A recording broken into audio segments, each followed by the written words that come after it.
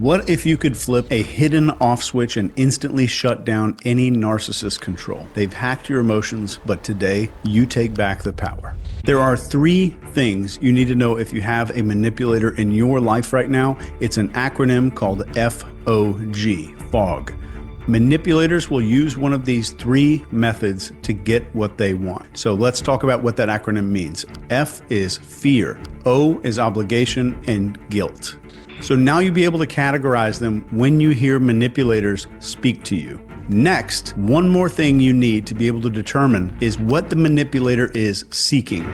You'll always be able to spot one of the 4 CAVA signs, CAVA. This is about what they are trying to gain.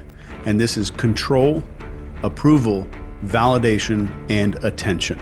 Now that you know this, here's how to deal with these people in your life. The first thing is mirror their intentions, not their actions. So instead of reacting to their manipulation, reflect back their underlying intent. If they're being passive aggressive, recognize the insecurity behind it and respond to their need for validation without validating the manipulation itself. And I promise we're going to go into this. So here's some practical application tips here. Identify the core intention behind their manipulative behavior. So are they seeking approval, control, validation, or attention?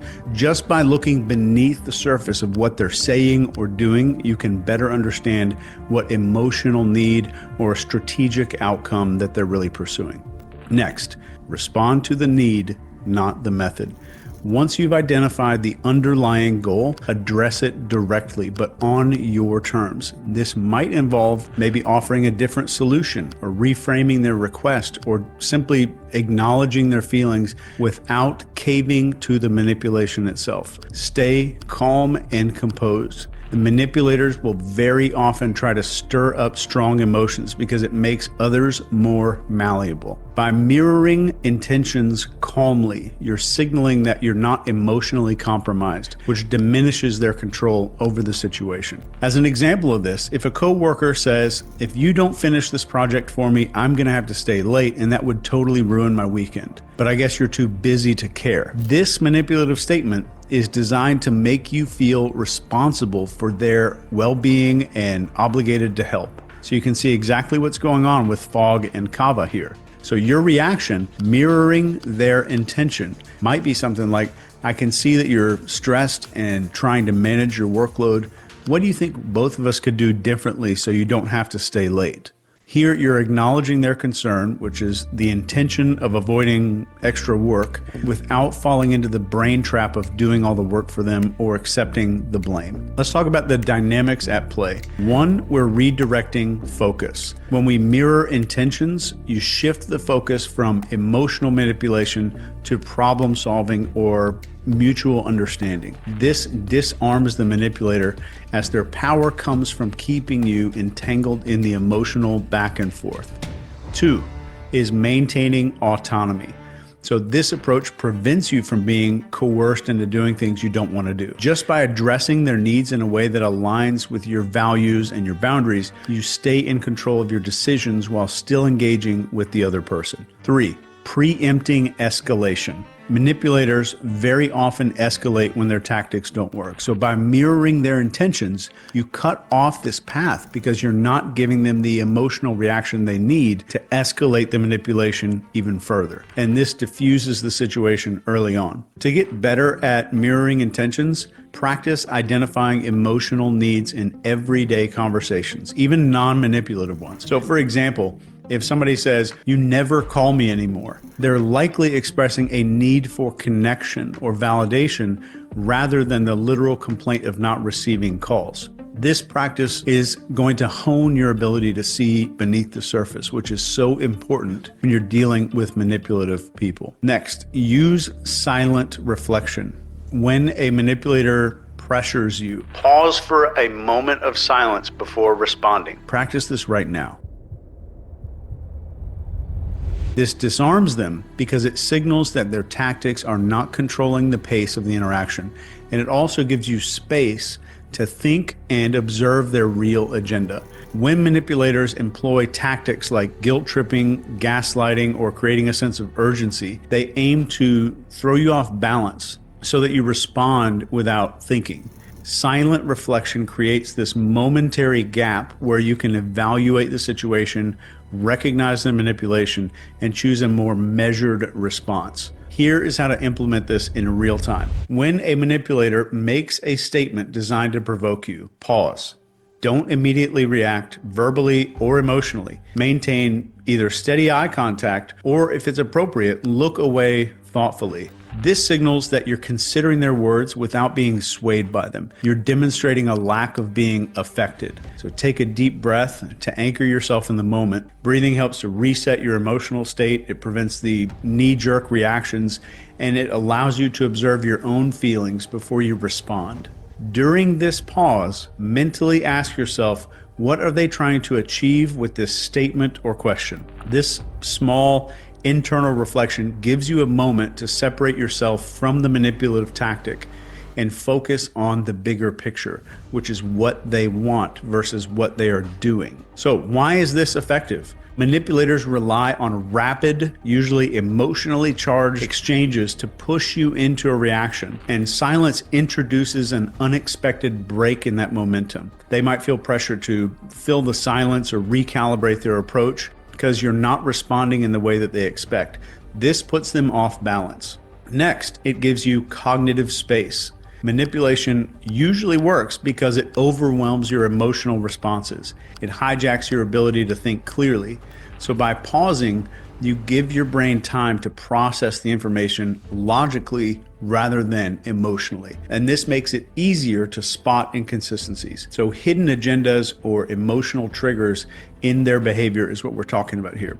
Next, it creates psychological discomfort for the manipulator. Manipulative individuals usually dislike silence because it makes them uncertain about how well their tactics are working. So they rely on constant feedback, either in the form of your agreement, protest, or defensiveness to gauge their success. So by staying silent for a minute, you deny them the emotional validation that they need, which can lead them to second guess their strategy or reveal more about their true intentions. Next, label their behavior calmly.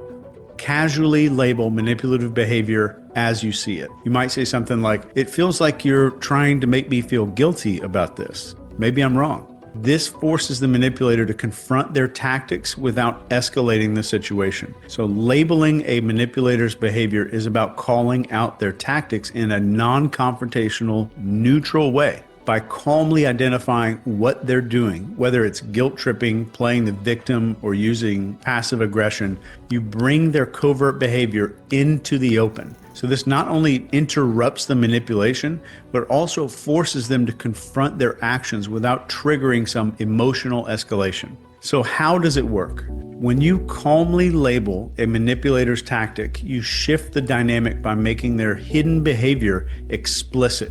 So you're essentially saying, I see what you're doing, without accusing or attacking them. So this brings awareness to their actions, and it usually makes them reconsider their approach, because most manipulators rely on subtlety and emotional confusion to maintain control. So anything you bring to light will have its power lessened. Write that one down.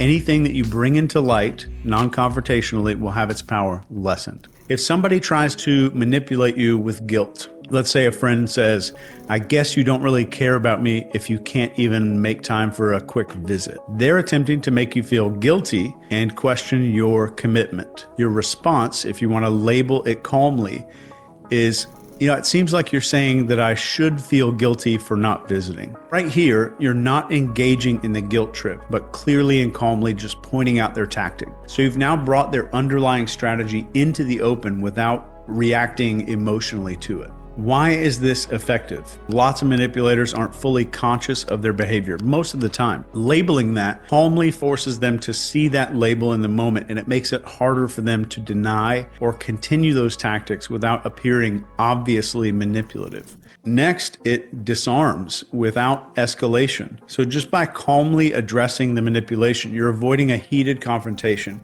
And the neutral tone keeps the conversation respectful, and it prevents the manipulator from using your reaction against you, which is usually their goal. When a manipulator realizes their behavior is noticed and labeled, it disrupts their usual strategy. So it makes it harder for them to proceed because you've removed its subtlety and you've exposed it for what it is. Next, I want you to reinforce boundaries with optimism. So when you're setting boundaries, use positive reinforcement instead of defensive language. So as an example, say, I really prefer conversations where we both feel respected, and I know we can reach that here. This subtly points to their overreach without direct confrontation. Next, counter their tactics with curiosity instead of rejecting their manipulative attempts outright. So we're asking probing questions that reveal the irrationality or the hidden motive behind their behavior. So you might say something like, I'm curious, why do you think this is the best way to handle this?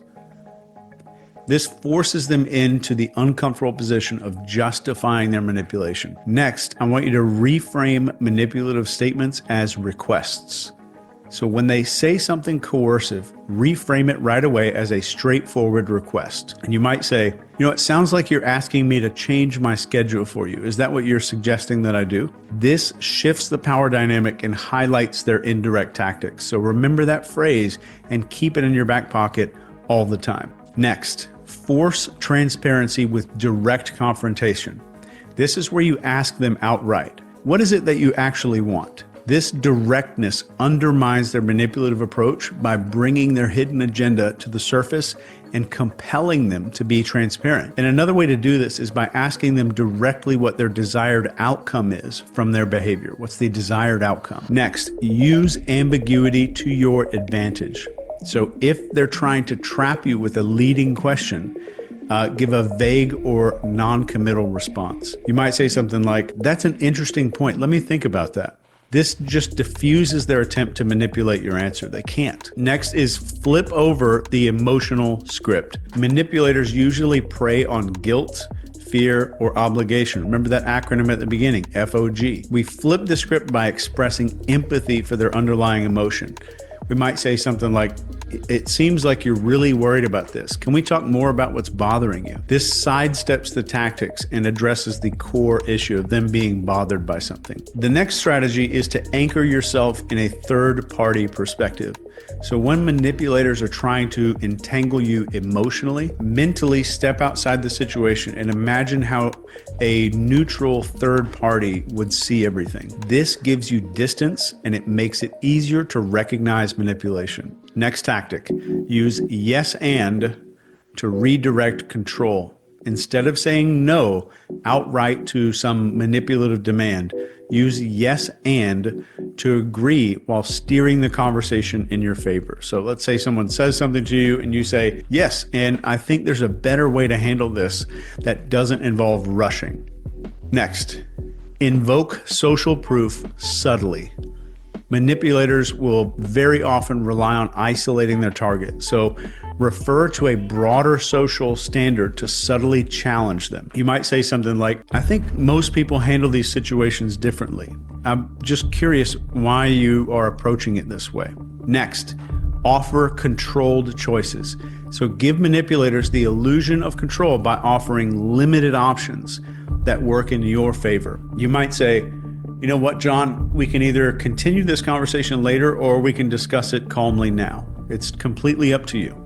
Next is calling out the extremes. And you'll see this a lot with manipulators. They usually use extreme statements to unbalance you.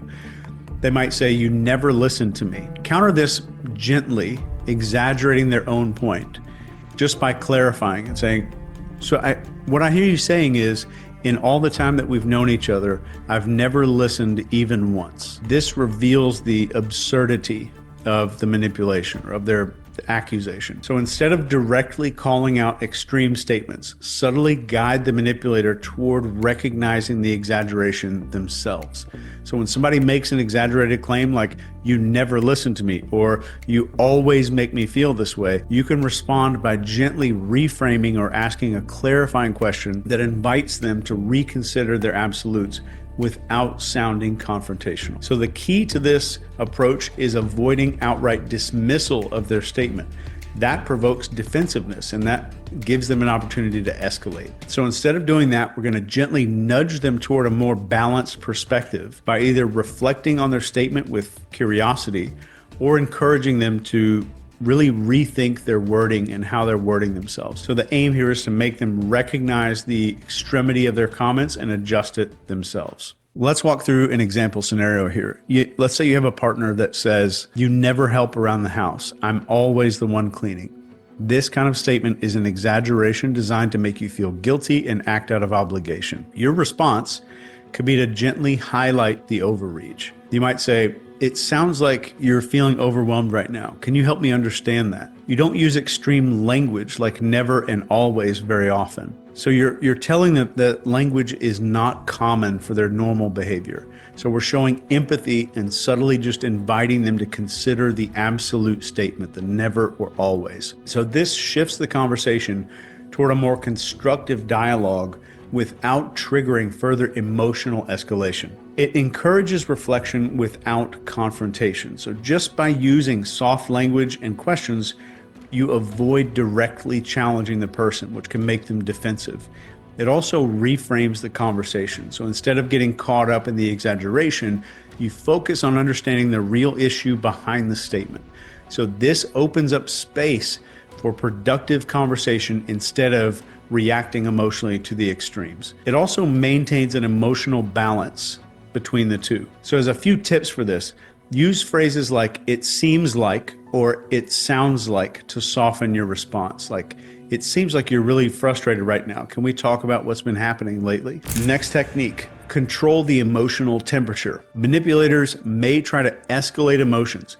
You have to stay deliberately calm and neutral, which will make their emotional tactics seem exaggerated and inappropriate by contrast, and that undermines their control. Next, reclaim the conversation by forgetting their manipulative point. So when manipulators circle back to the same manipulative point repeatedly, act like you don't remember and shift the conversation. You might say something like, "I'm sorry, could you remind me why we're discussing this?"